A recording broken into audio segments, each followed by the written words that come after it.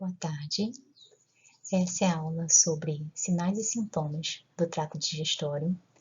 Eu sou a Mariana Cordovil e essa é uma aula da disciplina do Programa de Aproximação à Prática Médica 2 da Universidade de Vassouras. Essa é a programação da nossa aula.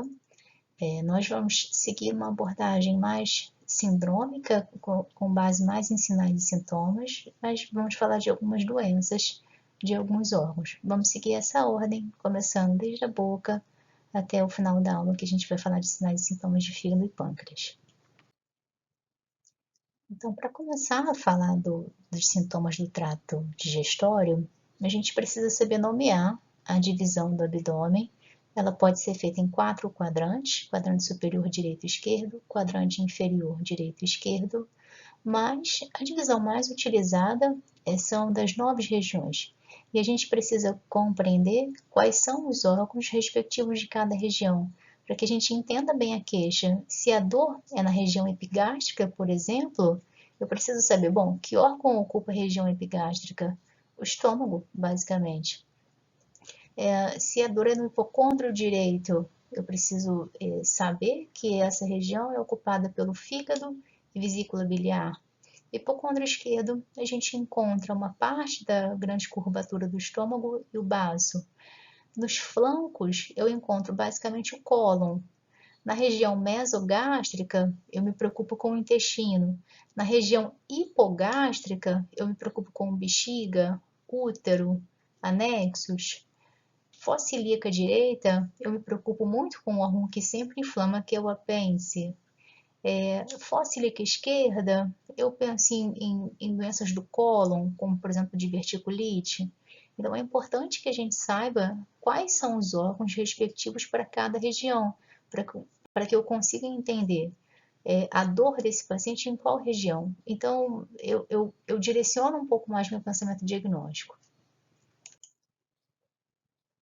Alterações do apetite. Vocês vão perceber que toda essa aula é referenciada por página. Essa aula foi montada em cima de alguns capítulos do Milton Arruda e do Porto, então para cada assunto eu usei um livro diferente. Eu recomendo fortemente que vocês leiam as páginas que estão referenciadas.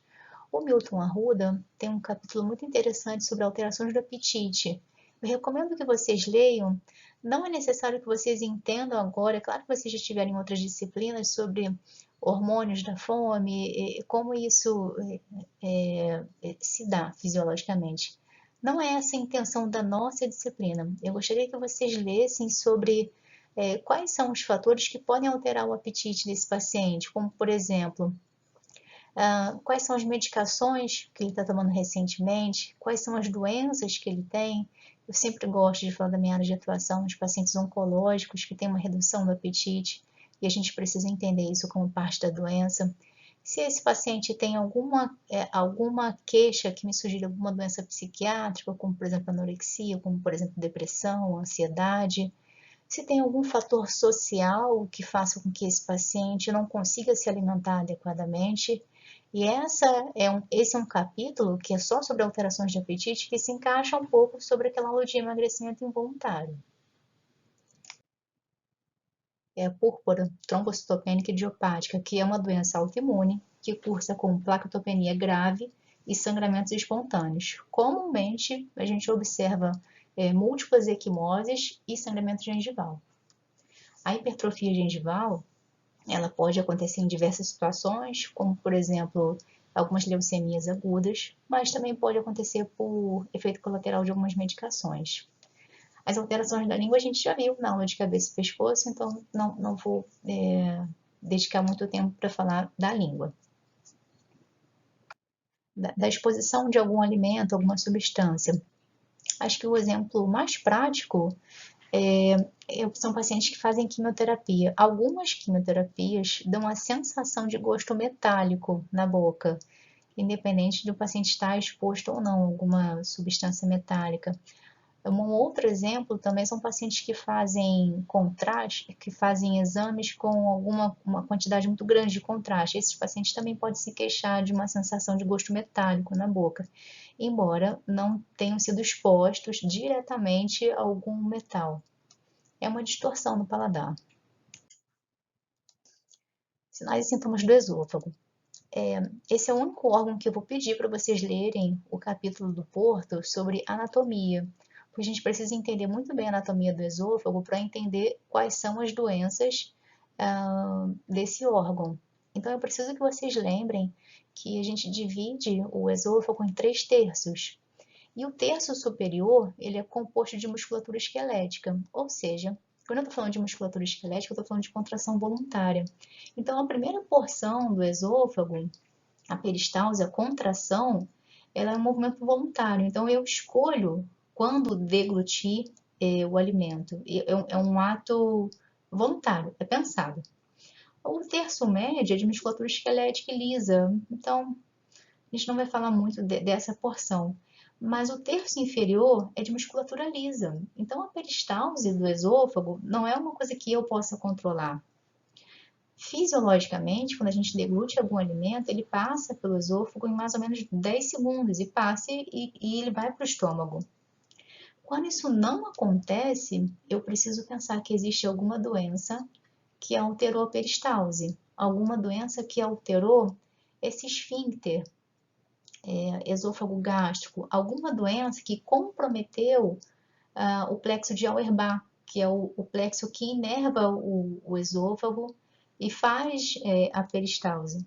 Então, eu preciso pensar em doenças ou do músculo ou da inervação do esôfago. Um outro conceito muito prático que a gente precisa saber é a linha Z. O que é a linha Z? A linha Z é uma linha imaginária que marca a transição da mucosa do esôfago para o estômago. Fisiologicamente, normalmente, a linha Z deveria coincidir com o pensamento diafragmático. Então, a mucosa do esôfago está acima do diafragma e a mucosa gástrica está abaixo do diafragma. Era para ser assim, normalmente. Então, quando o endoscopista, por exemplo, quer descrever um exame normal, ele descreve linha Z, que é o encontro dessas duas mucosas, coincide com o pensamento diafragmático. Isso é o normal. E a gente vai ver o patológico um pouco mais para frente. Agora, um conceito muito importante com relação ao esôfago é o conceito de disfagia. Conceitualmente, disfagia é dificuldade para deglutição. Dificuldade. Dor é odinofagia. As duas podem coexistir, mas disfagia é dificuldade para deglutir. E aí a gente tem um conceito de disfagia alta e disfagia baixa. E aí eu preciso que vocês entendam a anatomia do esôfago para entender qual é a diferença de uma e de outra. Vamos lá. A disfagia alta, que também é chamada de bucofaríngea ou de transferência, ela é uma disfagia que tem uma relação muito importante com as doenças neurodegenerativas.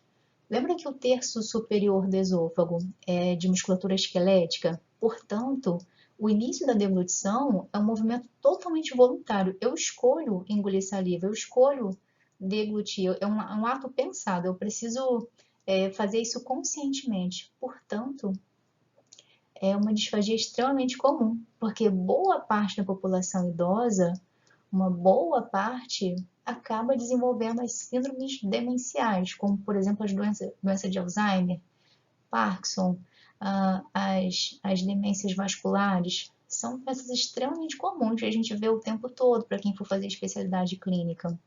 Então, conforme essas doenças avançam, comumente começam com déficits cognitivos muito leves, né, com memória, mas em algum momento esse paciente desaprende de como ele deglute.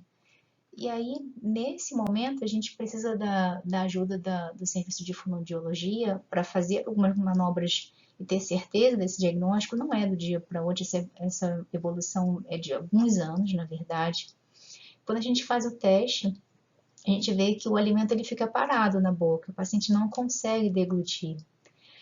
E aí o que acontece, comumente esses pacientes são internados por pneumonia, porque quando o cuidador, né, tenta oferecer comida, comumente eles broncoaspiram, esse alimento vai para a árvore respiratória e ele tem tosse, engasgo, esse alimento ele pode sair pelo nariz e a consequência disso são pneumonias de repetição. o que é muito diferente da disfagia baixa. A disfagia baixa, na verdade, é um comprometimento do esôfago do terço inferior e não tem nada a ver com o terço superior. As doenças que provocam disfagia baixa, na verdade, são completamente diferentes dessas doenças aqui. Então, esse diagnóstico ele começa com uma anamnese bem feita. Se meu paciente diz que tem dificuldade para engolir, a gente precisa fazer uma série de perguntas para entender. Bom, é alta ou é baixa? E aí eu penso em um grupo de doenças. E aí, se é baixa, eu penso em outro grupo de doenças que é completamente diferente. A condução de investigação é completamente diferente. Na disfagia baixa, o paciente diz que ele tem a sensação que a comida está parada no esôfago. E está mesmo, na verdade. E aí isso pode acontecer por uma obstrução intrínseca de dentro do esôfago, por exemplo, um câncer de esôfago que está obstruindo a passagem do alimento. Pode acontecer, por exemplo, essa aqui é uma foto de um paciente com acalásia. Na acalásia, o paciente ele perde a inervação do plexo de Auerbach. Então, esse esôfago ele não consegue contrair e esse bolo alimentar ele não evolui para o estômago. Associado a isso, ele tem uma hipercontratilidade desse esfíncter, que está entre o esôfago e o estômago. Então, com alguns meses, alguns anos de evolução, esse esôfago vai se dilatando e ele tem uma grande dificuldade de passar desse bolo alimentar do esôfago para o estômago. São doenças completamente diferentes. Então, para gravar, esse é um slide muito didático, para vocês nunca mais esquecerem. A disfagia alta é completamente diferente da disfagia baixa. Prestem atenção na história clínica, ela vai te dar o seu diagnóstico. O paciente que tem disfagia alta, ele sempre vai ter na história uma história de engasgo. A comida fica na boca, ele tosse, ele engasga. E na disfagia baixa, as doenças que provocam disfagia baixa, o paciente claramente ele vai te falar em algum momento que ele fica entalado com o alimento. Causas de disfagia baixa. Na alta a gente já falou, né, que são as doenças neurodegenerativas. Na disfagia baixa, eu penso em outras doenças, como, por exemplo, o câncer de esôfago, que é um câncer até bem comum, um dos 10 mais comuns, principalmente em homem, principalmente em pacientes que têm doença do refluxo não tratada ou maltratada. Esse paciente também pode ter esofagite, existem várias doenças que cursam com esofagite. Esse paciente pode ter candidíase esofágica. Esse aqui são fotos de endoscopia. Essas placas brancacentas são fungo. E o paciente também pode ter acalásia. Não está aqui nesse slide, mas uma causa importante, não na nossa região, mas no Brasil, de uma forma geral, é a doença de Chagas, que cursa com megaesôfago, que é uma apresentação muito parecida com a acalásia. Não é a acalásia, são duas doenças bem diferentes, mas tem uma apresentação clínica muito parecida. E o que chama atenção nessa história clínica, principalmente aqui no câncer de esôfago e na acalásia, é que esse paciente tem uma disfagia progressiva. O que é disfagia progressiva? Ele vai te contar a seguinte história. Tem mais ou menos uns 6 meses que eu sentia dificuldade, eu ficava entalado com carne, pão, que são alimentos sólidos, secos. E tem mais ou menos 3 meses que eu comecei a engasgar com coisa pastosa, né? Porque o paciente, involuntariamente, ele vai tentando comer o que ele consegue comer e que não causa desconforto, né? Comidas pastosas. E geralmente esses pacientes procuram ajuda de fato quando eles estão engasgando não, perdão, quando eles têm a sensação de estar entalados com um alimento líquido. Porque nem o líquido ele bebe, ele tem a sensação que aquilo parou no tórax. E de fato parou. Quando a gente tem doenças avançadas, acho que a mais comum é câncer de esôfago, mas a acalásia também é uma doença que tem uma certa incidência e prevalência no nosso país. A doença já está muito avançada. E aí, tem tratamento? Tem tratamento. Para acalásia, por exemplo, não tem cura, realmente não tem cura, mas tem tratamento. Para as outras doenças, como por exemplo câncer de esôfago, depende do estadiamento, do tipo histológico, depende de outros fatores. Mas gravem que na disfagia baixa, comumente essa história está presente, disfagia progressiva, primeiro para sólidos, depois para alimentos pastosos e depois até para líquido. Nós falamos no slide anterior da disfagia intrínseca de dentro do esôfago. Existem causas que são bem raras, mas eu preciso só citar em aula, que são as disfagias baixas, mas por causa extrínseca, na verdade. São bem raras. Aqui eu trouxe uma foto de um aneurisma de aorta ascendente. Aqui é o coração, esse aqui é o tórax. E aí eu posso ver alguma estrutura extrínseca ao esôfago, por exemplo, a aorta, ou como, por exemplo, um linfonodo muito grande que comprime a luz do esôfago. Mas são doenças bem raras, não é o nosso cotidiano. Esse slide da professora Ivana, eu deixei ele na minha aula porque é muito prático. Essas são as perguntas que a gente tem que fazer para o paciente que tem disfagia, por exemplo, para a gente tentar diferenciar se é alta, se é baixa. E com essas perguntas eu posso dar uma sugestão de algum diagnóstico. Por exemplo, essa dor, ela desaparece no intervalo das deglutições quando o senhor quando o senhor não precisa comer, a dor permanece? O alimento para no trajeto do estômago, quer dizer, ele aponta, olha, tá parado aqui, isso é disfagia esofagiana, não é alta. Ele engasga quando ele quer engolir alguma coisa, isso fala mais a favor de disfagia alta. Então, eu posso fazer essas perguntas e tentar aproximar o meu diagnóstico para tentar conduzir de forma mais específica essa investigação. Ele apodrece. E aí, esse paciente, ele vai ter uma história de halitose. Você vai perceber isso, porque esse alimento que está aqui está estragado. Esse divertículo pode comprimir a luz do esôfago e causar disfagia, por exemplo. Outros sinais e sintomas relacionados ao esôfago. Esse paciente pode ter odinofagia, que é dor à deglutição, e isso pode ser, por exemplo, uma amidalite em pacientes jovens, candidíase oral e esofágica comumente nos pacientes que têm uma imunossupressão, pacientes que estão em quimioterapia, por exemplo, ou então pacientes que têm HIV. O que é a afagia? É obstrução esofágica, comumente por algum tipo de alimento, né? Pode ser, por exemplo, um pedaço de carne que o paciente diz que ele comeu e que ele sentiu que parou no trajeto. A gente tem que acreditar. Isso é uma urgência médica, na verdade, né? Esse paciente ele tem que ser internado obrigatoriamente. Ele precisa ser submetido a uma endoscopia digestiva alta para retirar esse objeto, esse alimento. Eu falo objeto porque eu recentemente tive uma paciente que tem doença de Alzheimer que ela comeu um imã de geladeira. E aí a família se deu conta que estava faltando um ímã. E aí, de fato, a gente fez a endoscopia e tinha ali uma pecinha de geladeira mesmo, né? Um de geladeira. Ela foi internada, o objeto foi retirado e ela ficou muito bem. O que é fagofobia? Fobia é medo exacerbado. É o paciente que tem medo de deglutir alguma coisa, né? É muito comum que alguns pacientes não conseguem engolir comprimido, por exemplo, né? E a gente precisa considerar opções terapêuticas para prescrever para esse paciente. Não consegue engolir comprimido, tudo bem. Isso pode estar presente em outras doenças. O que é pirose? O conceito mais clássico de pirose é queimação retroesternal, mas alguns autores, como por exemplo Milton Arruda, usam o termo pirose epigástrica, que é a sensação de queimação, que o leigo chama de azia, né? A gente pode falar de pirose, pode ser retroesternal ou pode ser epigástrica. Dor esofágica. Vamos lá. Não é uma condição, não é um sintoma muito comum, mas é um diagnóstico diferencial muito importante. Com o que, na verdade, né? É um diagnóstico diferencial muito importante com insuficiência coronariana, que é um infarto. A descrição dessa dor, eu coloquei essa foto. Se você encontra esse paciente chegando aqui no seu pronto-socorro, o que você vai pensar? Olha aqui, parece um senhor de mais ou menos 60 anos, que ele chega com a mão no peito, que é o sinal de Levine, dizendo que está com uma dor muito forte, dilacerante no peito.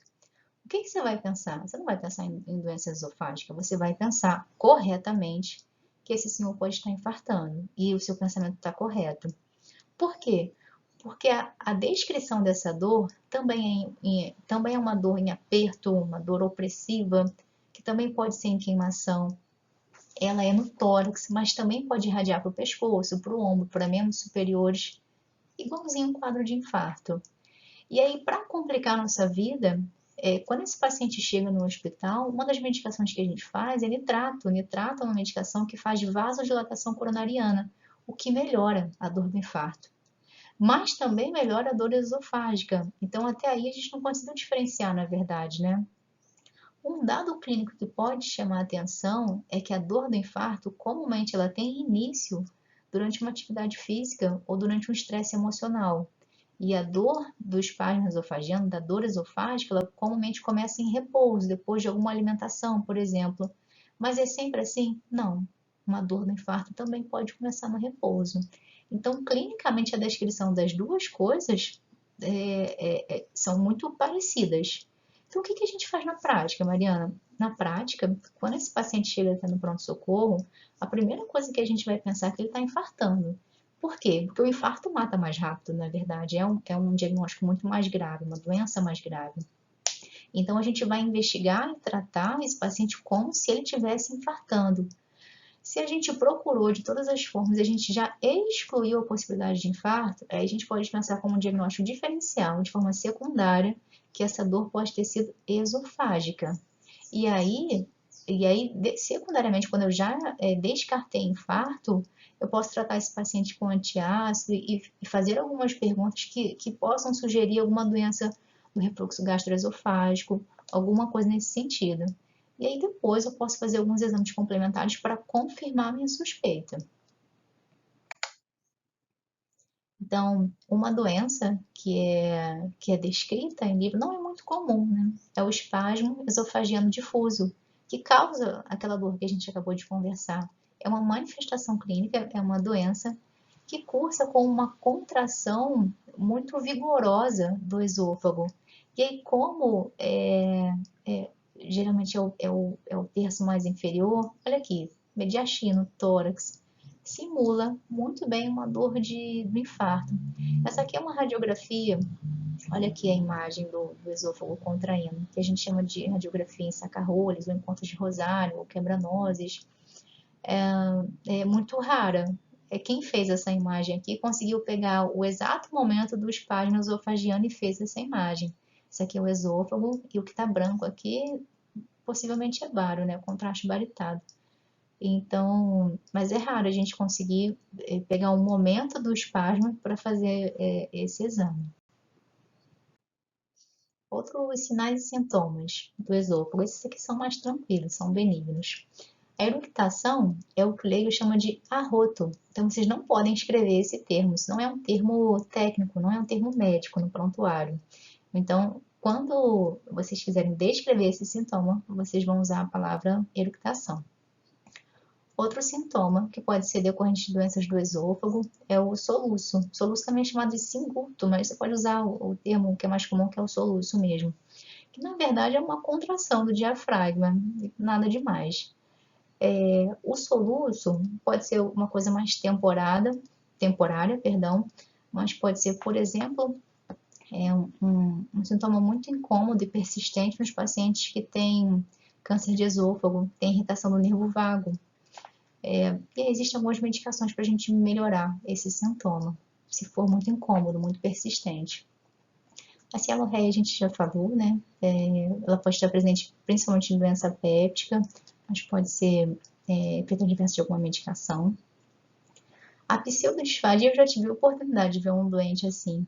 Ele jurava que ele não conseguia engolir nada. Mas a história não batia, na verdade. Um paciente jovem, 18 anos, que a história clínica não batia com uma disfagia baixa, na verdade. E aí esse paciente, ele jura que ele tem um desconforto para comer, que a comida não passa, na verdade, né? Ele pode sugerir também a sensação de globos. Globos, ele diz assim, olha, o alimento fica parado aqui na garganta. E aí, na verdade, isso aqui é uma conclusão, um diagnóstico de exclusão, né? A gente escuta a história com muita atenção, a gente pode pedir algum exame complementar, mas se a gente não achou nada, na verdade, que justifique essa disfagia, a gente classifica como pseudodisfagia, a sensação de disfagia, mas não existe doença que justifique uma disfagia de fato.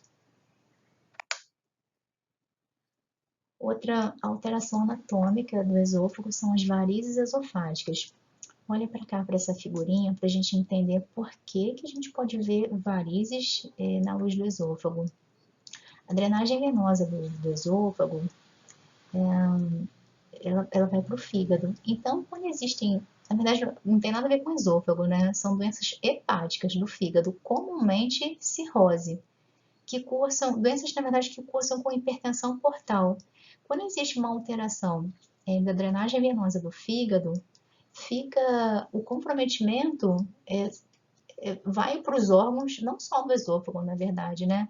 Que drenam para esse fígado. E olha aqui a drenagem do esôfago, ela vai para a circulação porta. Então, se existe alguma alteração de pressão, e aí eu estou falando de hipertensão porta, esse fluxo vai ficando, essas veias vão ficando regostadas, e aí a gente chama isso de varize.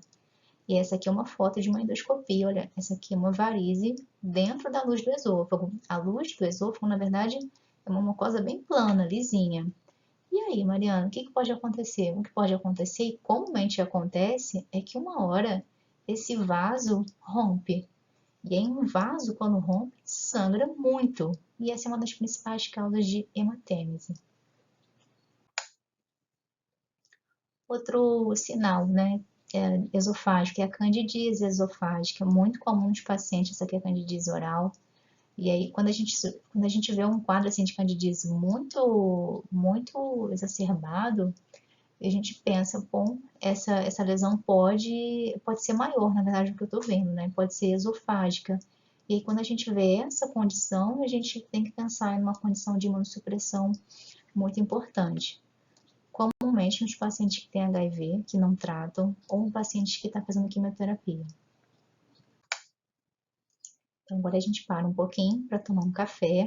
Para quem não bebe café, come um chocolate, descansa um pouquinho, que a gente vai voltar para falar dos sintomas do estômago. Já parou o vídeo? Já descansou um pouquinho? 10, 15 minutos, bebeu um café? Bom, eu quando bebo café, eu tenho sintomas dispépticos. E aí, o que é dispepsia? Vamos lá. Quem já ouviu a seguinte expressão? Eu tenho gastrite nervosa. A minha gastrite está atacada. Então, a partir de hoje, vocês não vão repetir. A gente até ouve o paciente falar isso, mas a gente não descreve, assim, a gente não escreve essa expressão no prontuário porque ela está errada, na verdade. Então, quando esse paciente tem sinais e sintomas gástricos do tipo epigastralgia, dor na boca do estômago, quando ele tem aquele desconforto pós-prandial. O que é pós-prandial? Depois de alguma alimentação. Quando ele te diz assim, não desceu bem, a minha digestão está ruim, eu estou empanzinado, e isso é persistente, já tem mais de 6 meses, pode ser intermitente, vem e vai de acordo com a alimentação.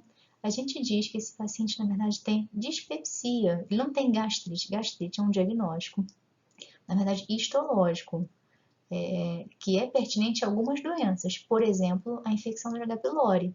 Mas quase todos os pacientes, a descrição desses sinais e sintomas, a gente vai descrever como dispepsia e não como gastrite.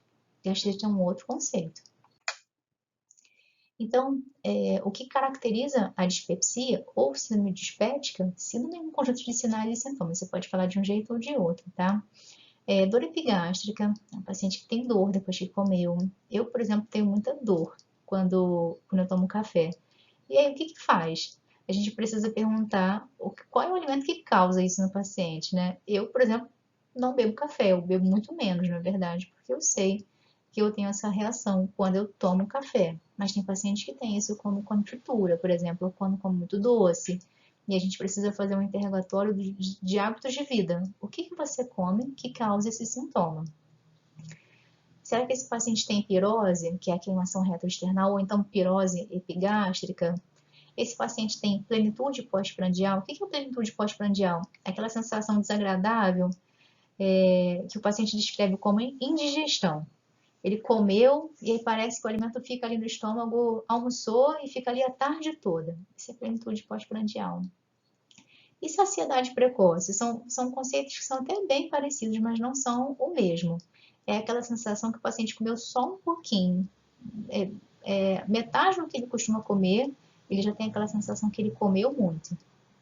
Esses sintomas eles podem ser comuns em algumas condições. Por exemplo, quem for fazer obstetrícia.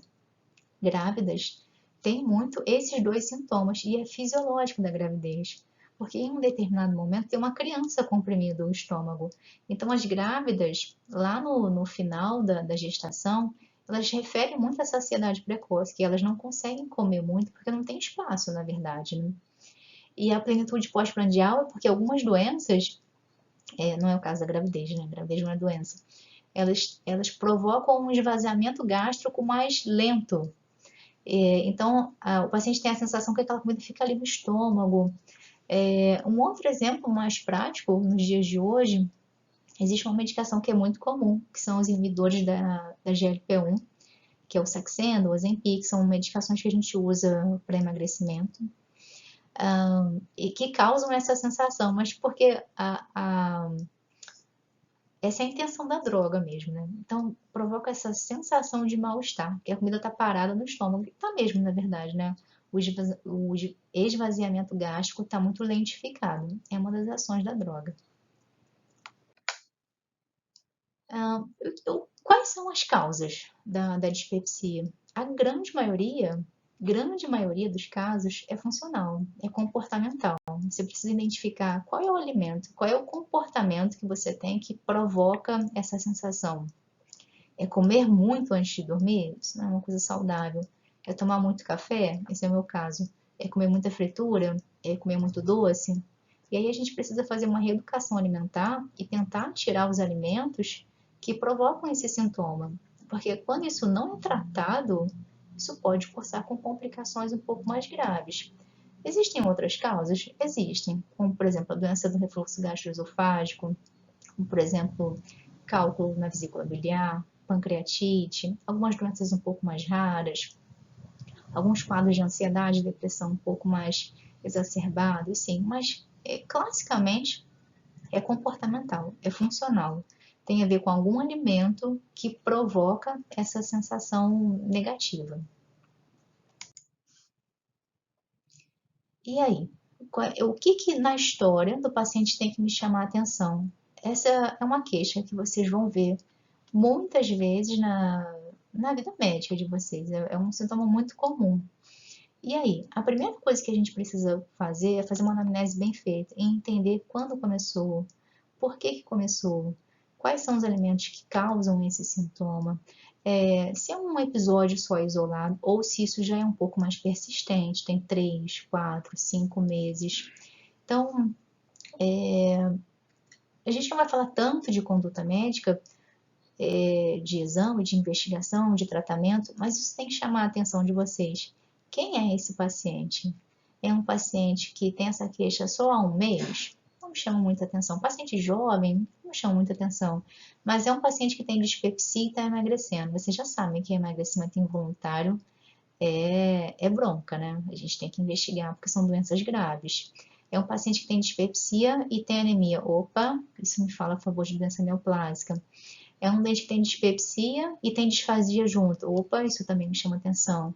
É um paciente que tem dispepsia e que tem icterícia, que tem história de câncer gástrico na família. É um paciente, eu chamo atenção, isso aqui é uma definição do Brasil, que tem mais de 40 anos. Opa, esse é um paciente que não trato empiricamente. É um paciente que eu preciso suspeitar de câncer gástrico. E aí a minha investigação é um pouco mais invasiva. Eu vou procurar de cara onde está o problema. Esses são os pacientes que eu peço endoscopia digestiva alta. Eu não vou orientar a mudar a dieta, não vou passar só medicação. Eu vou investigar alguma doença com um perfil de agressividade maior. Os outros pacientes que não têm nenhum desses critérios, eu posso orientar sobre mudanças de hábitos de vida e posso tratar com uma medicação, que é um inibidor de bomba, né, para reduzir a produção de ácido gástrico. Tenha o refluxo gastroesofágico patológico. Por que eu estou falando patológico? Porque ter refluxo gastroesofágico é fisiológico em alguma medida. Por exemplo, se você acabou de comer, acabou de almoçar, uma das refeições principais, é natural que durante algum tempo depois que você acabou de comer, você tenha algum tipo de refluxo, e aí você pode ter um pouco de eructação, e isso é normal, isso é fisiológico, mas Se esse sintoma é persistente e associado a pirose, regurgitação, tosse, por que tosse? Nem sempre tosse é uma patologia do trato respiratório. Esse refluxo pode subir e ficar caindo na traqueia, no trato respiratório. Isso provoca tosse. Esse paciente pode ter rouquidão por inflamação das cordas vocais, tem um pigarro crônico, ou ele tem a sensação de globos. Se isso é persistente, não é só a sensação de refluxo e causa mais alguma coisa, isso já é doença. E aí a gente precisa tratar. Aqui eu trouxe essa foto, eu não coloquei referência porque eu não cobro isso em prova. Uma das causas, e é uma das causas mais comuns, né, de refluxo patológico é hérnia de hiato. Olha aqui essa figura, essa aqui é normal. Era para ser assim fisiologicamente: esôfago, pinçamento diafragmático, estômago. Aqui na endoscopia eu veria a linha Z, que é a transição do esôfago para o estômago. Isso aqui é um normal, na verdade. Quando uma parte do estômago sobe para dentro do tórax, olha aqui, eu não tenho mais tanta, eu não tenho uma barreira do estômago para o esôfago. Então, comumente esse paciente, o alimento chega aqui no estômago e ele sobe com muito mais facilidade para o esôfago. E aí? O que isso pode causar? Ao longo de algum tempo, depois de alguns meses, anos disso não tratado, essa mucosa do esôfago ela não é preparada para o pH do ácido clorídrico. Então, em alguns casos, a gente começa a ver uma diferenciação dessa mucosa, uma metaplasia, que a gente chama de esôfago de Barth. Não precisa saber disso nesse momento, isso é muito importante, mas não agora. E isso é risco para câncer de esôfago. Mas isso aqui eu não vou cobrar na prova nesse momento, apesar de ser muito importante. Vocês vão voltar a ver isso na disciplina de cirurgia. Epigastralgia, que é um sintoma muito comum, faz parte da doença do refluxo. O que a gente precisa perguntar para o paciente? Qual é o tipo de dor? Assim, é uma dor que parece fome? Qual a intensidade da dor? Qual é a localização? Ela irradia para algum lugar? Qual é a frequência que essa dor acontece? É quando a senhora come alguma coisa específica ou quando o estômago está vazio? É importante perguntar: a dor começa depois que a senhora come ou depois que a senhora come, a dor passa? A alimentação melhora ou piora a dor? Qual é a periodicidade? Ela acontece todos os dias, mais de uma vez ao dia, ou é um episódio isolado? A gente precisa pensar num diagnóstico que é muito comum, na verdade, que é a úlcera péptica, que pode aparecer aqui no estômago e pode aparecer no duodeno. Quando não tratada, ela tem potencial de ficar bem grave, pode sangrar e ela pode até perfurar o estômago ou o intestino, e aí isso vira uma emergência médica. O que é náusea? Que a gente também chama de enjoo, né? Aquela sensação desagradável, aquela sensação que você vai vomitar a qualquer momento. Comumente, isso é um sintoma gastrointestinal e comumente não é muito grave, mas a náusea pode ser um sintoma associado a alguma atividade autonômica. Por exemplo, um paciente que está infartando. O paciente pode cursar com náusea, com vômito, alguma doença que não seja necessariamente do trato gastrodigestório. Vômito é a expulsão violenta do conteúdo gástrico, uma contratura abdominal que é abrupta e geralmente é precedido de náusea. Por que geralmente? Nem sempre. E aí, o que a gente vai perguntar na anamnese? O que o senhor comeu, por exemplo, né? Então, se o paciente te diz, olha, eu estou falando de um caso real, que ele comeu 3 cachorros quentes e bebeu 2 copos de suco de manga, isso não vai te assustar, né? Claro que ele vomitou por distensão gástrica, nada demais. O que o senhor estava fazendo? Eu estava correndo a meia maratona, assim, já tinha corrido 5 quilômetros embaixo do sol. É um estresse metabólico físico muito grande, isso também não me chama atenção. O exercício físico é muito extenuante, pode provocar vômito. Pergunte sobre as características do vômito, isso também é muito importante. Qual o volume, qual é a cor, o cheiro, quantas vezes o senhor vomitou? Atenção para os extremos de idade, né? Para as crianças, por exemplo, que vomitam muito e não conseguem se hidratar, podem cursar com desidratação grave. O vômito tinha restos alimentares ou não? Não tinha restos de comida? Tinha sangue? Essas características me dão algumas informações de onde veio esse vômito. Por exemplo, uma condição bem grave é o vômito fecaloide. Poxa, um vômito fecaloide, esse vômito veio lá do intestino. E para isso acontecer, existe alguma obstrução intestinal, que é um quadro bem grave, é uma emergência médica, é tratamento cirúrgico. Se esse paciente está vomitando fezes, é porque tem uma obstrução lá embaixo. Isso tem que ser corrigido comumente, cirurgicamente. Não é um vômito mais esverdeado, acastanhado. Bom, eu sei que esse vômito veio lá do duodeno, porque a bile chega lá no duodeno. Isso não me chama tanta atenção. Se tem resto alimentar, não, esse vômito veio do estômago, veio do intestino, isso não me chama tanta atenção. Vômitos que não são precedidos de náusea me chamam atenção para causas que não são do trato digestório, como, por exemplo, hipertensão intracraniana. É o paciente que vomita muito, mas que não tem outros sinais e sintomas para você pensar em alguma doença gástrica.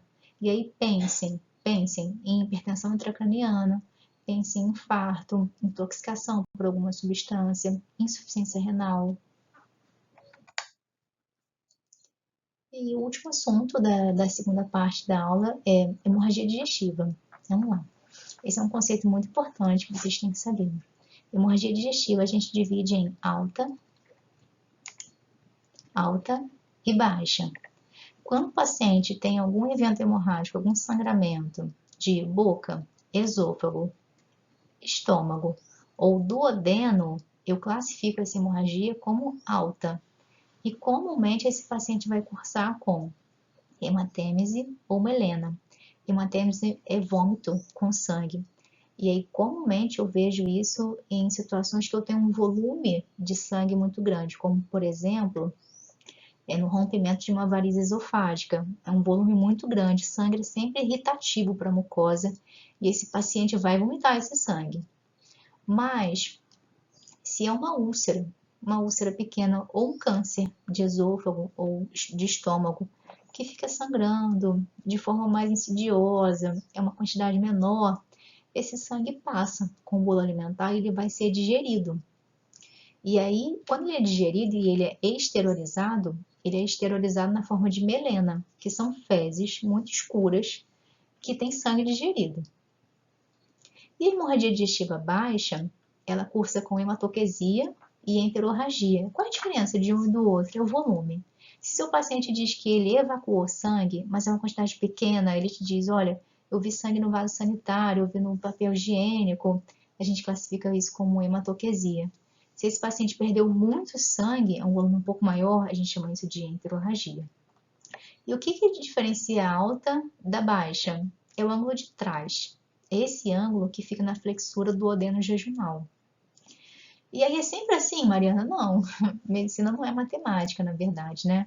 O paciente ele pode ter um trânsito intestinal um pouco mais lento e ele pode ter um câncer, por exemplo, aqui no duodeno. E aí fica sangrando de forma mais insidiosa. Isso passa, é digerido e ele vai sangrar ele vai se apresentar com um meleno. Tá, é verdade. Mas ele pode ter um sangramento lá do cólon, que é baixa, tecnicamente baixa, mas se ele tem um trânsito um pouco mais lento, pode ser digerido e ele vai ter uma apresentação de melena, quando na verdade a hemorragia digestiva é baixa. Então essa é uma classificação que ajuda a gente, mas não é matemática, pode ser diferente. Aqui, hemorragia digestiva alta. Qual é a apresentação? Hematêmese, que tem esse bonequinho vomitando sangue. Pode ser por melena, e aí esse aqui é o aspecto das fezes com sangue digerido. Mas se esse sangramento é muito pequenininho, menor que 60 ml, por exemplo, eu posso até pedir, não é um exame que a gente pede muito na prática, né? Sangue oculto nas fezes. E essas fezes não vão ter alteração muito de cor, de cheiro, de volume. É um sangue, é um volume sanguíneo bem pequeno. Talvez não altere a característica das fezes. A causa mais comum para melena é a úlcera gástrica ou duodenal. É muito comum em paciente que abusa de anti-inflamatório ou por outras questões que abrem uma úlcera e essa úlcera fica sangrando e esporadicamente rompe, pode cursar com perfuração gástrica. hemorragia digestiva baixa? Bom, a hemorragia digestiva baixa, conceitualmente, é abaixo do ângulo de Trade. Então, é abaixo da flexura do adeno jejunal. Então, jejum, ilho, cólon, reto e ânus, teoricamente, vão cursar com hemorragia digestiva baixa. Bom, e qual é a apresentação? Seu paciente vai te falar, olha, eu fui evacuar e eu percebi que tinha sangue no papel higiênico. Eu fui evacuar e eu vi que tinha raias de sangue. Eu fui evacuar e eu vi que a água do vaso sanitário ficou vermelho. E a gente precisa entender bem, isso foi uma única vez, foi acompanhado de diarreia, por exemplo, não foi só sangue, tem alguma história de cirurgia recente? Não. O que diferencia a hematoquesia da enterorragia é basicamente o volume. A hematoquesia é a causa mais comum. É muito comum que o paciente tenha uma fissura. A causa mais comum, na verdade, é hemorroida externa, que sangra. A hemorroida é uma doença muito prevalente na população. E seu paciente pode ter um sangramento de pequeno volume, mas se seu paciente teve uma enterorragia, ele perdeu quase 1 litro de sangue, a água do vaso sanitário ficou totalmente vermelha, a gente tem que pensar em alguma coisa mais importante. Talvez seja um tumor, talvez seja uma outra causa, que alguma outra lesão que esteja sangrando. Causas, né? Existem várias causas para hemorragia digestiva baixa. Essa aqui é a causa mais comum, olha, hemorroida. Essa também é muito comum. Isso aqui é a formação de divertículo. Divertículos são evaginações na parede do cólon, que comumente não tem nenhum sintoma. A presença de divertículo não quer dizer muita coisa. Mas quando ele inflama, ele pode sangrar e aí esse paciente pode cursar com hemorragia digestiva baixa, perdão. Essa aqui é uma colonoscopia, eu não sou gastroenterologista, mas a imagem sugere, parece uma doença de Crohn, que é uma doença inflamatória intestinal, parece. Então, pausa o slide, pausa o vídeo, toma um café, respira um pouquinho, que a gente vai para a terceira parte da aula. E aí, parou o vídeo? Vamos voltar. Qual é o hábito intestinal normal, né? O que é o normal? Vários autores têm vários conceitos diferentes. Existem autores que dizem, bom, o normal é que o paciente diga que vai ao banheiro, que ele consegue evacuar de 1 a 2 vezes por dia. Isso é o normal. Mas tem autor que vai defender o conceito. Bom, o normal é o paciente que consegue evacuar e isso não causa nenhum tipo de desconforto para ele. Pode ser 1 vez a cada 2 dias. Existem vários conceitos. Eu prefiro fazer um interrogatório bem mais detalhado e saber sobre consistência, se o paciente faz força, se o paciente precisa tomar alguma medicação para conseguir evacuar, como é a dieta dele, quanto de água ele consome por dia. E aí, a gente vai falar um pouquinho de intestino delgado, né? Quais são os sinais e sintomas de doenças do delgado. A gente precisa saber que é a maior área do intestino e que, na verdade, é o nosso principal órgão de absorção. Então, doenças do delgado vão cursar com desnutrição, às vezes desidratação, anemia, falta de algum macro ou micronutriente. Então, doenças de delgado sempre são sempre provocam um emagrecimento.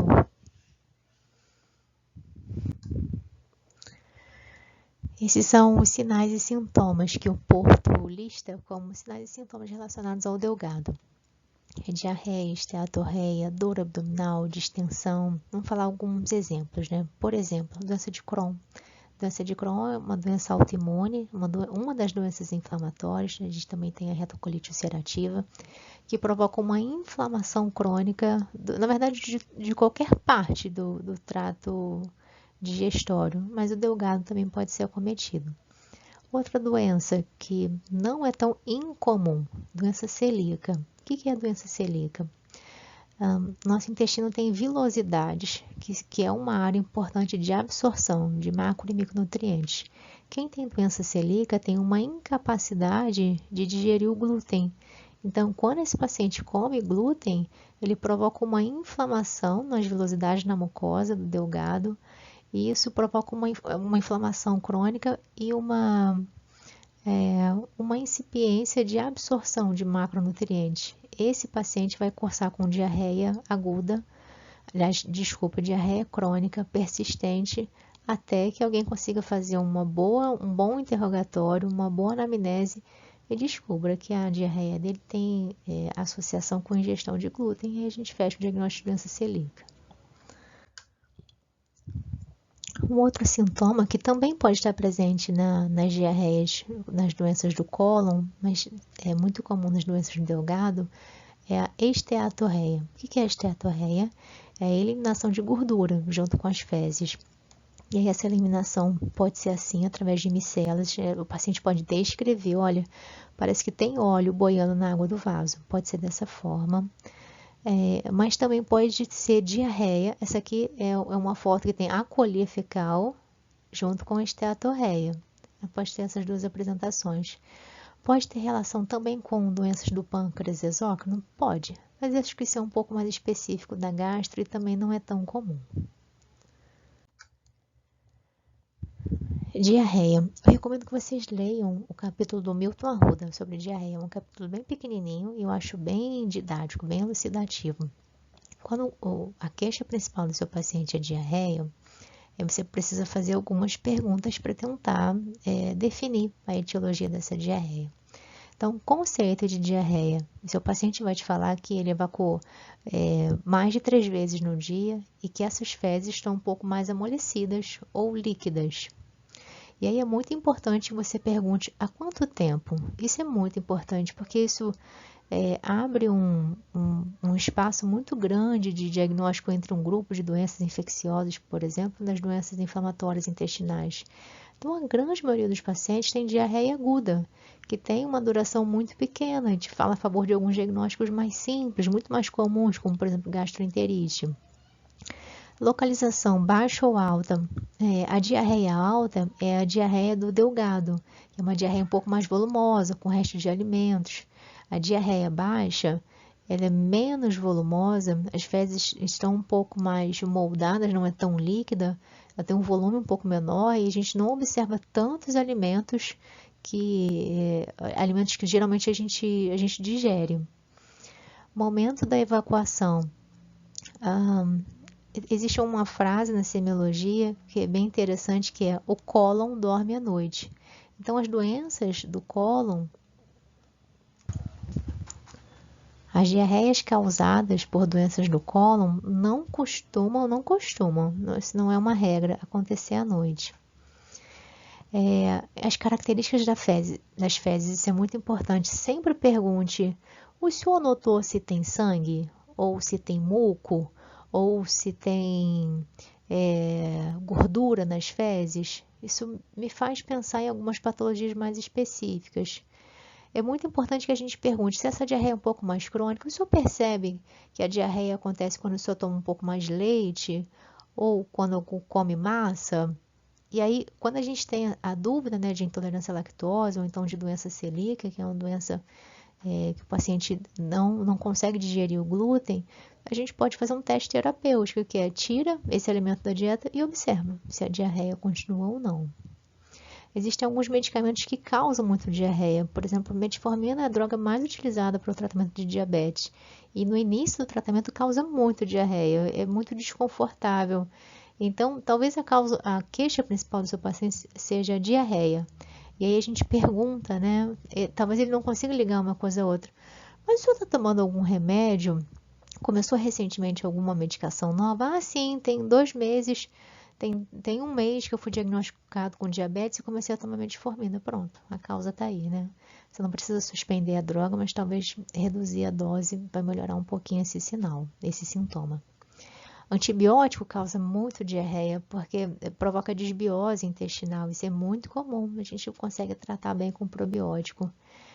E existem pacientes que tomam laxativos, né, por diversas causas, né, nem sempre com prescrição médica, e que provocam diarreia. perguntas, né? Por exemplo, se meu paciente diz que tem uma diarreia que me chama muita atenção, ele me diz que acabou de voltar do Haiti. Eu vou realmente me preocupar bastante, né? Porque o Haiti é um país que teve recentemente um surto de cólera, que é, claro, uma doença que provoca uma diarreia bem exuberante, que é bem grave. Se meu paciente, por exemplo, não sabe se tem HIV e tem uma diarreia mais crônica, há 2 meses, por exemplo, opa, eu vou pensar em criptosporidise, que é uma diarreia muito comum no paciente que tem HIV. Meu paciente tem alguma história familiar de doença de Crohn, de retocolite ulcerativa, que são exemplos de doenças inflamatórias, e tem diarreia crônica, eu preciso pensar nesse diagnóstico para ele também. Tem alguma cirurgia prévia do trato gastrointestinal? Bebe? Se ele bebe, é um paciente que é etilista crônico, eu penso no diagnóstico de pancreatite crônica, que é também um diagnóstico que cursa com diarreia. Ele fez quimio ou radioterapia, tem essa história, eu posso pensar em diagnósticos que são compatíveis com complicações, principalmente da radioterapia pélvica. Essa é uma classificação muito importante que vocês têm que saber. Toda diarreia com menos de 2 semanas é considerada como aguda. Toda diarreia com mais de 4 semanas é considerada crônica. E o que fica aqui no meio do caminho é a subaguda ou persistente. Comumente são diagnósticos que ainda não evoluíram para crônica, mas comumente vão evoluir. Aqui, na diarreia aguda, são os diagnósticos mais comuns, são as gastroenterites. Aqui, eu penso nos diagnósticos mais complicados, como, por exemplo, as doenças inflamatórias, neoplasias de intestino, pancreatite, entre outras coisas. A localização também é muito importante para a gente tentar direcionar a nossa queixa, o nosso diagnóstico. A diarreia alta, que é do delgado, ela acontece são menos episódios de diarreia, mas é um volume muito maior, pode ter náusea, pode ter vômito, e o seu paciente vai te falar que ele reparou que ele tem resto de alimento, que normalmente são digeridos, por exemplo, arroz. Existem alimentos que a gente não digere, por exemplo, milho, né? Folha, isso ninguém digere, tudo bem. Mas se o paciente consegue te dizer, olha, eu vi macarrão, arroz nas fezes, pense que essa diarreia possivelmente é de intestino delgado. E na diarreia das doenças que acometem o cólon, comumente ele tem mais episódios de diarreia, mas um volume um pouquinho menor, e esse paciente pode ter puxo ou tenesmo. A gente já vai falar o que é isso. Esse aqui é um quadrinho que resume, né? Quais são as características do paciente que tem diarreia por doença do intestino delgado, que não são as mais comuns. E na diarreia baixa, esse aqui é um quadrinho de resumo, né, que eu acabei de falar, são as características da diarreia baixa, que são as doenças do cólon. Esse aqui é um conceito importante, principalmente nas doenças que acometem o cólon, o paciente comumente tem dor perineal e tenesmo. O que é isso? A dor perineal, ela pode ser causada, por exemplo, por abscesso, fissura, dor anal. E o tenesmo é a sensação, o paciente vai te dizer o seguinte, eu acabei de ir ao banheiro, eu consegui evacuar, mas eu tenho a sensação que eu ainda quero evacuar, a sensação que a evacuação foi insuficiente, isso é tenesmo.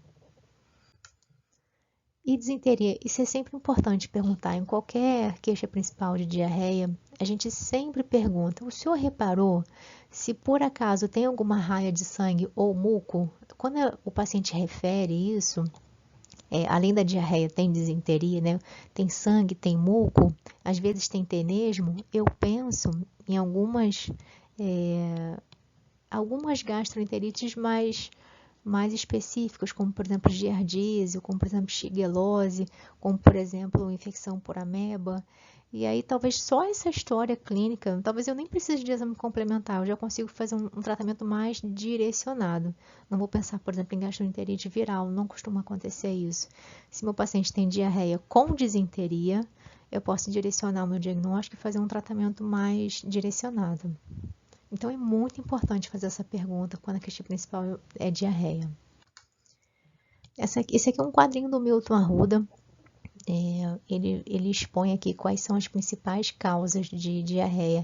Essa classificação, gente, infecciosa, aquosa, inflamatória, desabsortiva, ela é muito importante? É muito importante, mas não para esse momento. Lá na gastro, acho que a gente vai voltar a falar disso. Nesse momento, vocês não precisam memorizar essa classificação. Somente se é aguda, se é crônica, se é subaguda, já está ok. Lembrando que a grande maioria, mais de 95% das diarreias, são diarreias agudas, são infecciosas e comumente são virais, causadas pelo norovírus. Uma pequena parcela das gastroenterites são bacterianas, né? São por intoxicação alimentar, a gente precisa tratar com antibiótico, mas a grande maioria, o que vocês vão tratar centenas de vezes na vida, são gastroenterites virais. Isso aqui é um resuminho, né, do que você vai perguntar para o seu paciente. Mas a gente acabou de falar tudo isso, né? Há quanto tempo tem a diarreia? Qual é a característica da diarreia? É líquida, é pastosa, tem sangue, tem muco. E aí a gente vai classificar isso como disenteria, né? Há quanto tempo? Tem relação com o que você come? Tem febre? Tem mais algum sintoma? Tem vômito? Tem mais alguém na sua casa que tem algum sinal parecido? Comumente as gastroenterites são infecciosas, são virais, né?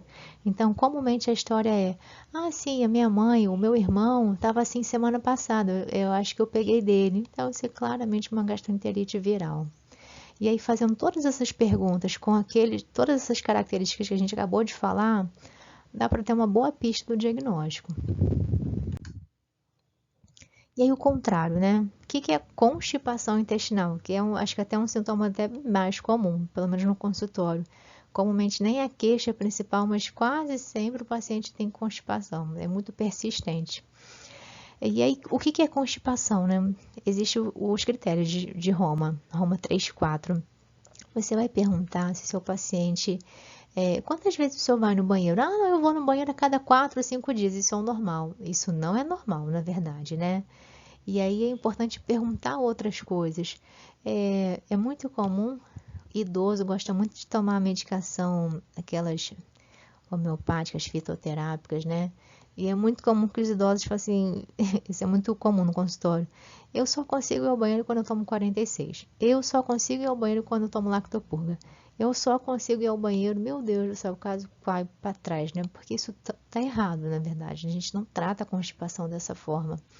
Então, se seu paciente ele te diz que ele só vai 3 vezes por semana no banheiro, por exemplo, que ele só consegue ir no banheiro com uso de laxante, ele não preenche critério para síndrome do intestino irritável, uma outra questão que a gente não vai falar nessa aula. Se ele tem a sensação que ele fez muita força, que ele evacuou, mas não foi o suficiente, a gente tem que pensar, bom, talvez esse paciente tenha constipação. E aí? Mais de 90% dos casos de constipação são de causa primária. O que é causa primária? É o paciente que não tem hábitos saudáveis, na verdade, né? E aí, quando existe essa queixa, eu gosto de perguntar: como é o seu hábito de vida? O quanto de água o senhor bebe? A gente tem que beber, por exemplo, mais ou menos 30 ml quilo dia. Então, se uma pessoa tem 50 quilos, essa pessoa deveria beber pelo menos, no mínimo, 1,5 litro de água, a não ser que exista alguma restrição de líquido por alguma outra doença. Então, se um paciente tem 80, 90 quilos, esse paciente tem que beber quase 2 litros de água. E aí eu pergunto, será que esse paciente bebe 2 litros de água? Ah, não, doutor, eu esqueço de beber água. Eu não gosto de beber água. Tá, quantas frutas o senhor come por mês? Por mês não, por dia. Pelo menos 3? Ah, não, doutor, eu só gosto de banana. Quanto de verdura o senhor come por dia? Ah, não, não gosto de folha. E aí, na verdade, é uma constipação causada, né? Não é uma constipação. É uma constipação que é até fácil de resolver, né? É só a gente melhorar hábitos de vida. E aí, existem as causas secundárias de constipação, né? Aí, a gente fez todo esse interrogatório, o paciente fala, não, eu bebo água, como mamão todo dia, eu como folha no almoço e no jantar, eu gosto muito de fruta, eu gosto de laranja, etc, etc. Você pensa, opa, tem aí uma causa secundária para constipação. E aí a gente pode pensar nessas doenças. Não vou cobrar isso agora de vocês, mas são diagnósticos diferenciais importantes, principalmente esse aqui, que é muito comum. Tumor de cólon é um dos cânceres mais comuns no mundo, no Brasil também, está entre os 10 mais comuns. É um câncer muito fácil de diagnosticar precocemente com colonoscopia. Mas essa parte aqui não vai aparecer na prova de vocês por enquanto, embora seja um assunto muito importante. Existe a escala de Bristol. Quem usa muito isso são os pediatras. O professor Leonardo deve usar isso no consultório. É importante a gente saber o aspecto das fezes do paciente. Aí a gente tem essa escala e a gente pode mostrar, olha, com qual imagem o seu cocô, as suas fezes se parecem mais. Isso aqui é o normal, tá, gente? São fezes cilíndricas, como o paciente bem hidratado que come muita fibra, a gente fala que as fezes devem parecer com uma salsicha. Elas são regulares, tem uma superfície homogênea. Quando o paciente tem fezes assim mais endurecidas, é porque ele está bebendo pouca água, comendo pouca fibra. Essas fezes aqui, elas são desse jeito porque elas ficam muito tempo no cólon. E aí a água fica sendo reabsorvida, reabsorvidas ficam ressecadas. E aí o paciente tem que fazer muita força para evacuar. Então, quando o paciente tem constipação, você vai perguntar sobre isso aqui. Se ele diz, olha, o meu cocô parece bolinha, parece o cocô de cabra, como é que a gente chama isso? Síbalos, tá? Quando o paciente diz que ele fez cocô dessa forma, olha, o meu cocô, a gente pergunta sobre o diâmetro, né? Isso é muito importante. Quando meu paciente é meu mesmo ou está internado, eu sinceramente gosto de pedir para tirar foto, para eu ver o aspecto, a cor. O que são essas fezes mais afiladas? A gente chama isso de fezes em fita. O que isso significa? O que me chama atenção? Bom, olha para essa figurinha aqui em cima. Câncer de cólon é uma doença muito comum, muito incidente na população do mundo, no Brasil e no mundo. E aí, quando meu paciente tem um tumor aqui no sigmoide ou até mesmo de reto, um tumor que vai estreitando a passagem desse bolo fecal, as fezes normais, elas têm um diâmetro da ampola retal, isso é o normal.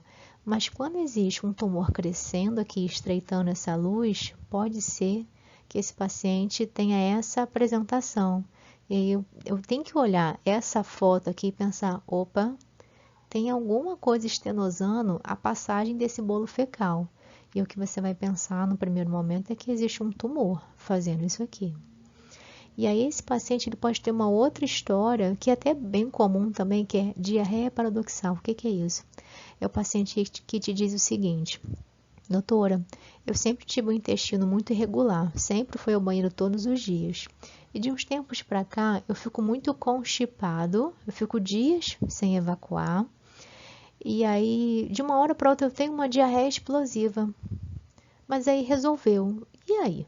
O que significa isso? Pode ser que existe um tumor, por exemplo, aqui no colo descendente. E aí as fezes ficam impactadas aqui, porque o tumor está fechando a luz desse cólon. E aí essas fezes vão sofrendo a ação de algumas bactérias colônicas e ficam mais líquidas. E aí elas conseguem passar causando diarreia.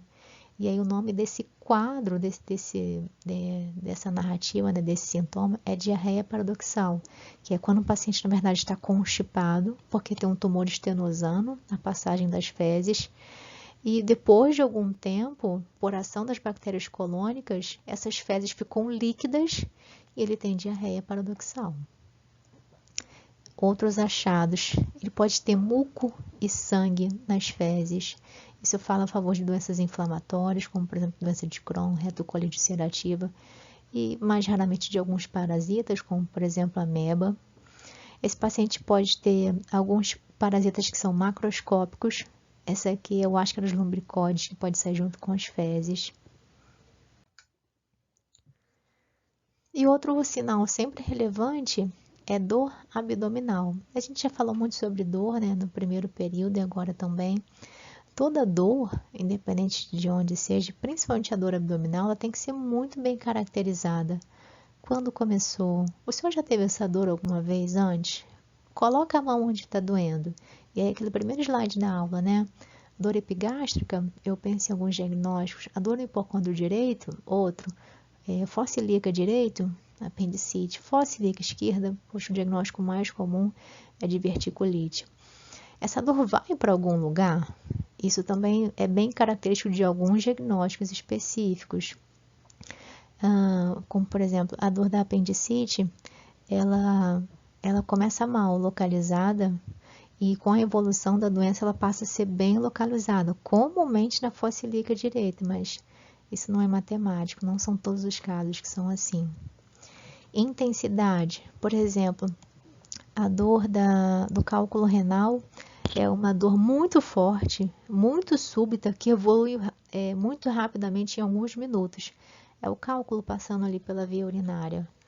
A dor,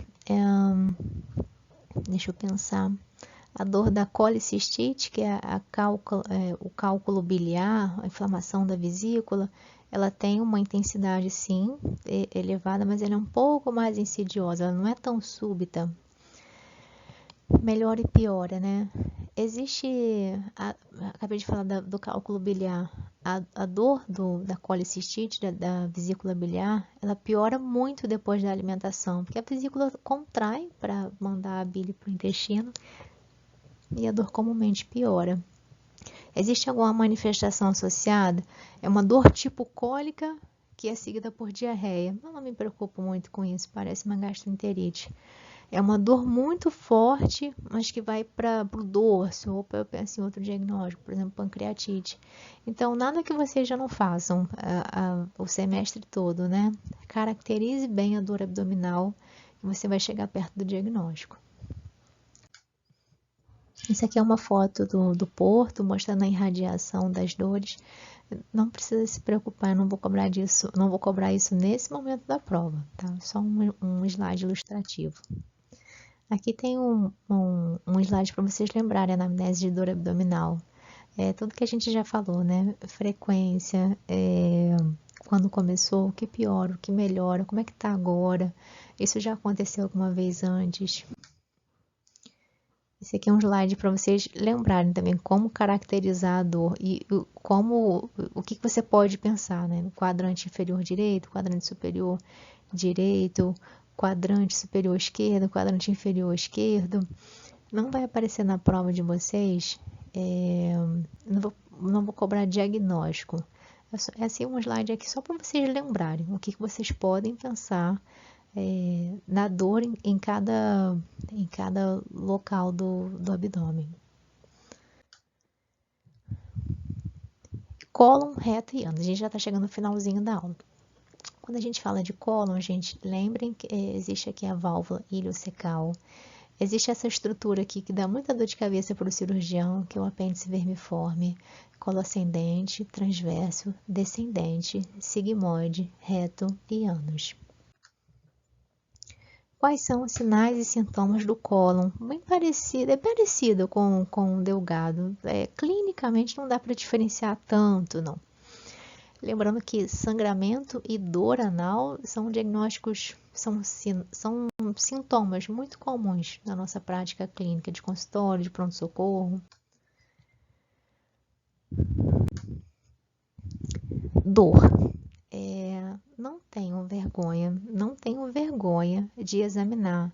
Seu paciente não pode chegar no seu consultório, no pronto-socorro, é uma queixa muito comum, dizendo que está com dor no ânus. E comumente o paciente segura muito, porque ele tem vergonha de falar que está com dor no ânus. Quando ele chega até o médico para falar que está com dor, você não pode deixar de examinar. O exame físico é extremamente importante, porque existem várias causas para dor anal. Uma das mais comuns, fissura, por exemplo. E aí esse paciente pode ter fissura anal, por exemplo, porque ele faz muita força para evacuar.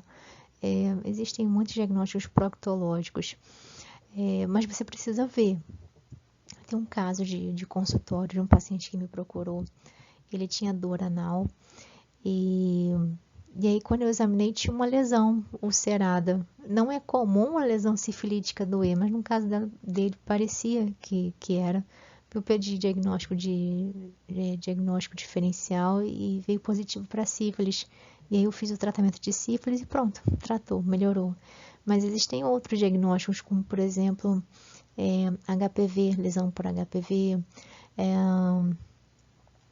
deixa eu pensar, fissura, hemorroida. Aqui parece essa foto, parece que é um abscesso. E aí pergunte há quanto tempo tem essa dor, se sangra, se a dor acontece só na hora de evacuar ou é uma dor espontânea. Então faça uma anamnese bem feita e não deixe de examinar. É importante.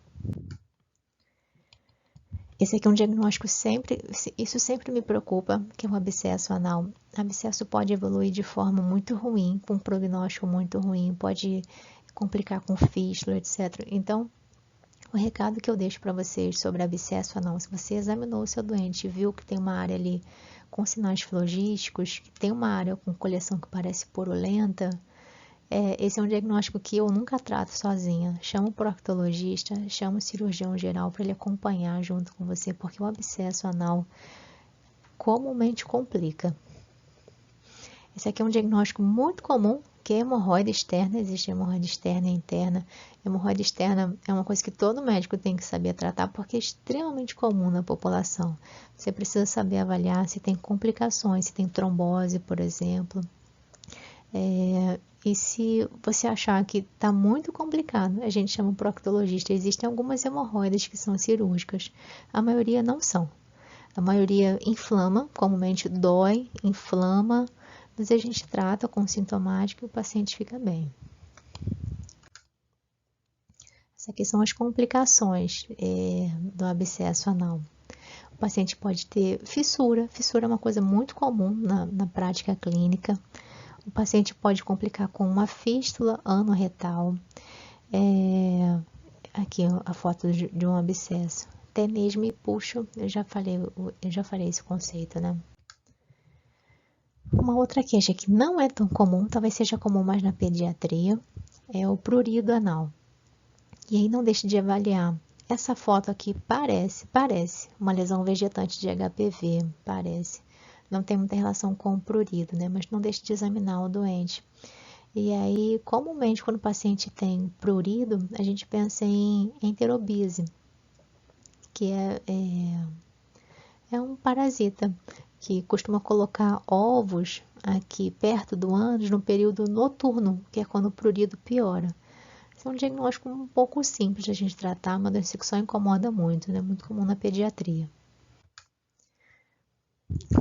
Outro sinal, né? Um achado, na verdade, não é nem um sinal, que é muito comum na prática clínica, principalmente em paciente que está acamado, está hospitalizado, principalmente idosos, é a formação de fecaloma. O que é fecaloma? É um bolo fecal que se forma na ampola retal. São fezes que ficam bem endurecidas, são pétreas. Essa aqui é uma imagem real, isso aqui é um bolo fecal. E aí?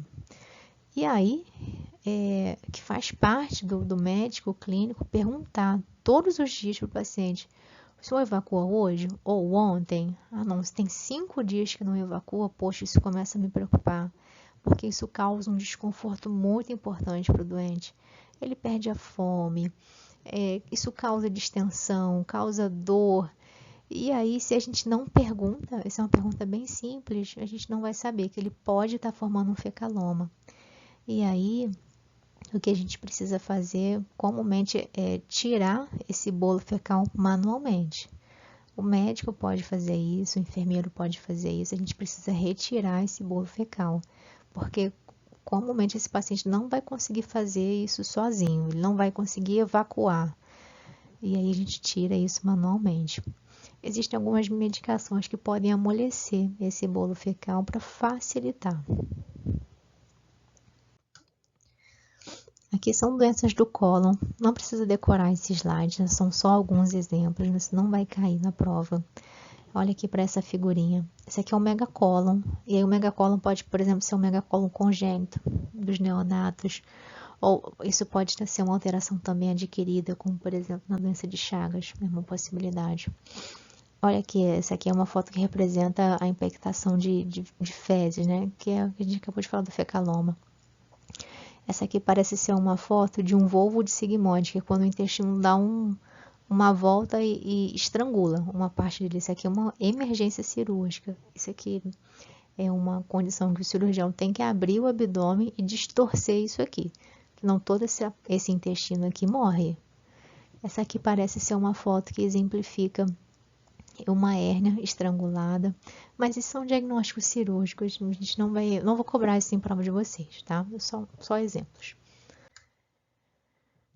E aí, penúltimo slide da aula, a gente só vai falar de pâncreas e fígado. Vocês tiveram aula de endócrino e falaram da parte do pâncreas endócrino com a professora Laís. Agora a gente vai falar do pâncreas exócrino. O pâncreas exócrino produz o suco pancreático.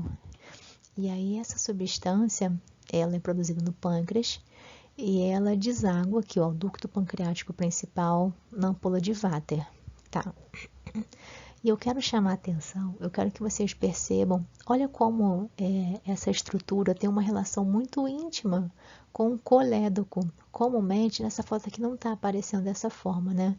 Mas o comum é que o colédoco, que é esse ducto que está vindo lá do fígado, olha aqui o cístico, esse aqui é o hepático. O colédoco, ele deságua aqui também na ampola de Vater. Então, é muito comum que as doenças do pâncreas alterem o funcionamento do escoamento da bile. E o contrário também é verdade, as doenças biliares também alteram o funcionamento do pâncreas. Então, quando isso acontece, uma das complicações mais graves que podem acontecer é a pancreatite. Lembra lá do desenho que a gente viu? Quando eu tenho alguma obstrução, e a causa mais comum de pancreatite aguda é litíase biliar. É um cálculo que sai lá do cístico, passa pelo colédoco e comumente estaciona ali perto da ampola de Vater.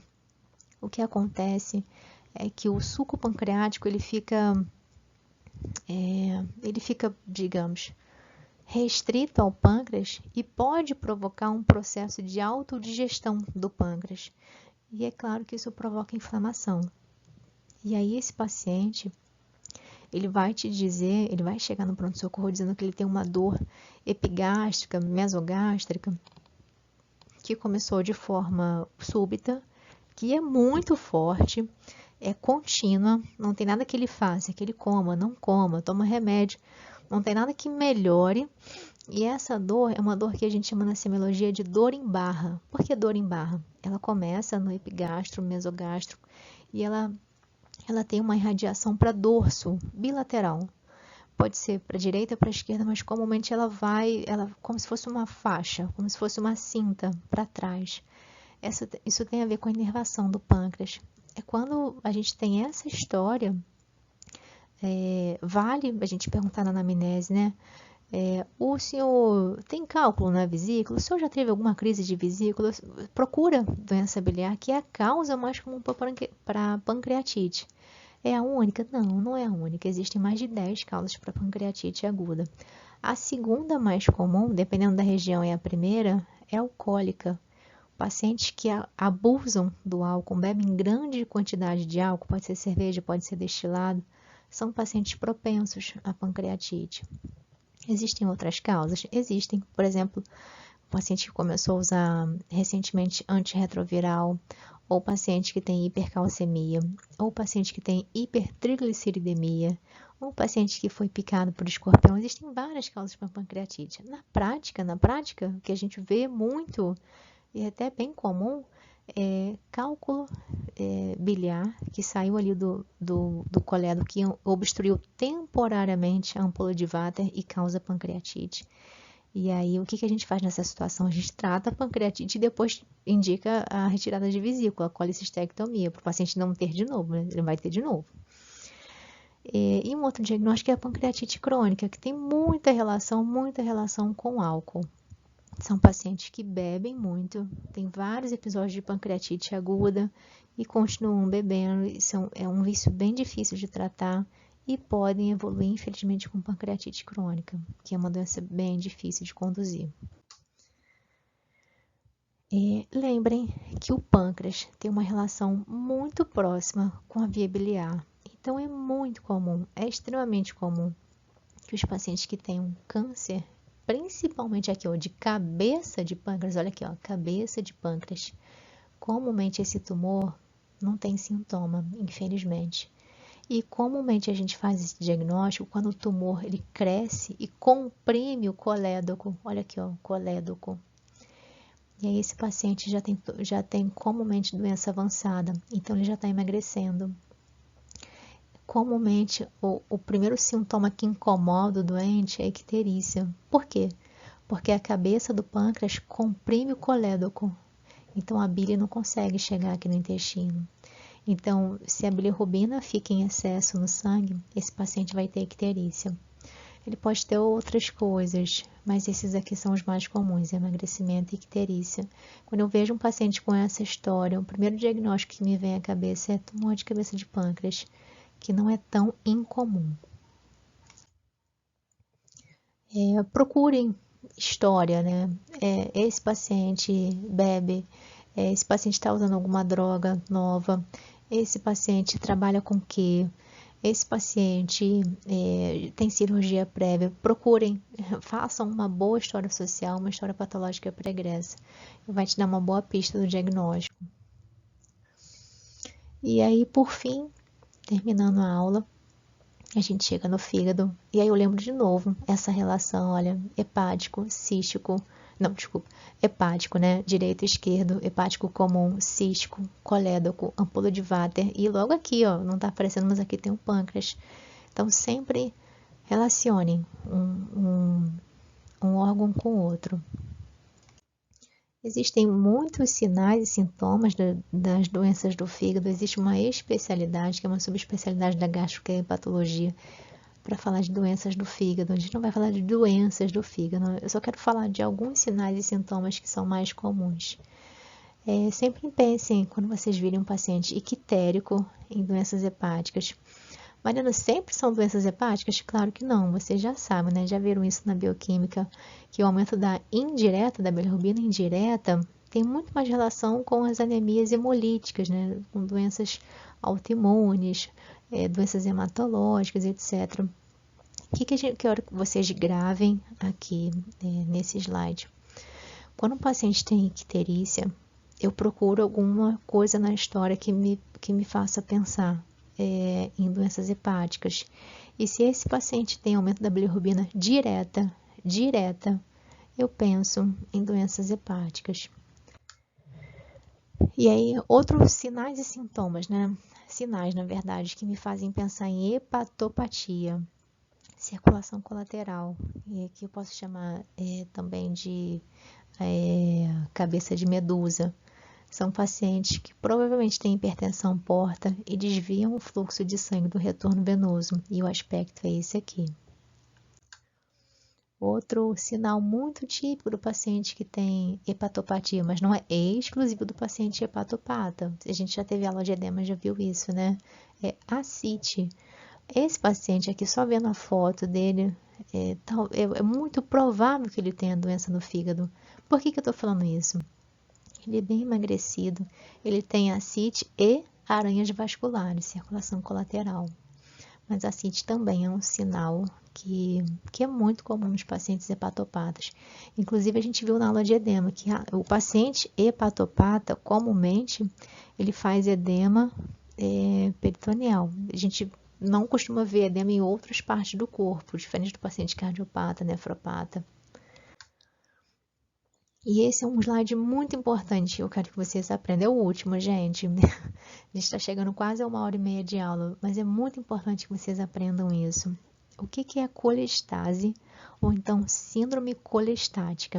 Acompanha comigo. Olha aqui para essa primeira figurinha. Uma das causas, né, de colestase, que é até muito comum na prática. O paciente forma aqui um cálculo na vesícula biliar. Aqui é a vesícula biliar. Esse aqui é o ducto cístico. O que ele tem de sintoma? Às vezes nada. E aí ele chegou aqui no colédoco. Opa! Às vezes esse cálculo, ele fica aqui alguns dias e passa. Aí o paciente tem sintomas só transitórios. Só que se esse cálculo impacta, talvez seja um cálculo muito grande, e ele impactou, obstruiu o colédoco, a gente chama esse diagnóstico de colédocolitise. Litise no colédoco, né? Cálculo no colédoco. E aí, qual é a apresentação clínica desse doente? Pensa comigo. O colédoco é a via de escoamento da bile. A bile chega por aqui. Se existe alguma coisa, por exemplo, um cálculo obstruindo essa passagem, opa, a bile que deveria ser escoada por aqui, vai ficar estagnada na vesícula. E aí esse paciente vai começar a ter um aumento de bilirrubina no sangue. Opa!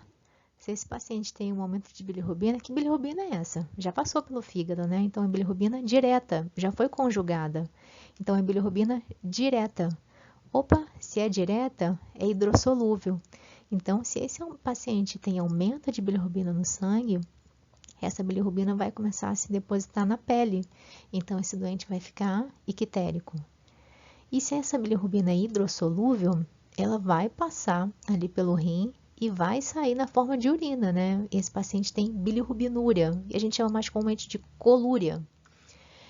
E se a bile é a substância responsável pelas fezes mais acastanhadas, claro que depende do que a gente come, né? Mas é a bile que dá a coloração acastanhada, amarronzada das fezes. Esse doente, opa, não tem bile, está obstruído aqui, não chega no intestino, esse paciente vai cursar com acolia fecal. Então, uma síndrome, a gente pode chamar de colestase, ou então síndrome colestática, importantíssima para vocês saberem para a vida médica. Todo mundo tem que saber caracterizar isso. É um paciente que chega com icterícia, colúria e acolia fecal. Opa, esse doente tem colestase, ele tem que ser internado. O diagnóstico mais benigno, né, o melhor diagnóstico nessa situação é coledocolitise, é verdade, mas não costuma ser assim.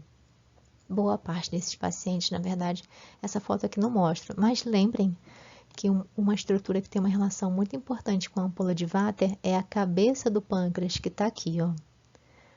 Um dos diagnósticos muito comum, muito frequente nessa situação, um paciente que entra com síndrome colestática, é tumor de cabeça de pâncreas. Então, é um diagnóstico diferencial importante. Esse doente que tem colestase, ele precisa ser internado e a gente tem que ter exame de imagem nessa região para saber, opa, é só um cálculo? Tira o cálculo, vida que segue. Opa, tem uma lesão ali de característica neoplásica, câncer de pâncreas.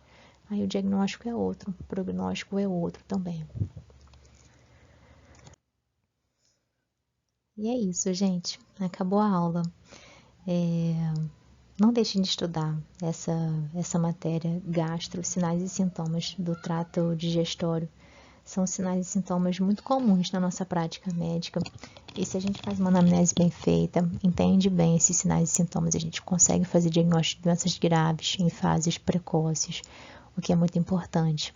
Eu usei o Milton Arruda e o Porto. Os slides quase todos estão referenciados pelas páginas. Não deixem de ler o livro.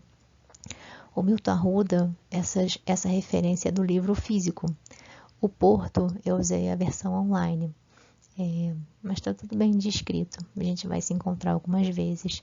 Mas essa é a última aula que eu dou para vocês, né? Poxa, eu vou sentir saudade. E eu queria deixar um recado. Vocês são muito queridos, né? Daqui a 5 anos a gente talvez se encontre. Talvez eu tenha a sorte de trabalhar com um de vocês, assim, lado a lado, como médicos, né? Essa é a última aula que eu dou para vocês, mas eu vou ficar torcendo muito por toda a trajetória, né? Ainda faltam 5 anos, mas já passou um ano, né? Então, não esqueçam do que a gente estudou. Tudo é muito importante na semiologia. E não esqueçam que a vida mesmo acontece no intervalo das grandes conquistas. E quando eu falo grande conquista, a gente está pensando no dia da formatura, né? Quando eu for médico, né? Mas não esqueçam que a trajetória também é muito legal, né? Das madrugadas de estudo, de muito café, de muito chocolate, das amizades que vocês fizeram na faculdade, tudo é muito importante. Então, não deixem de aproveitar o caminho. Não olhem só para o final, né? O caminho também. Eu sei que é muito difícil. É muito difícil para todo mundo fazer medicina, mas é muito legal também, tá bom? Contem sempre comigo. Tem o meu telefone para não só para disciplina, né? A gente está acabando a disciplina, mas para a vida. Eu vou sempre torcer pelo sucesso de vocês. Boa sorte, muita força e muita sabedoria, tá bom? Um beijo.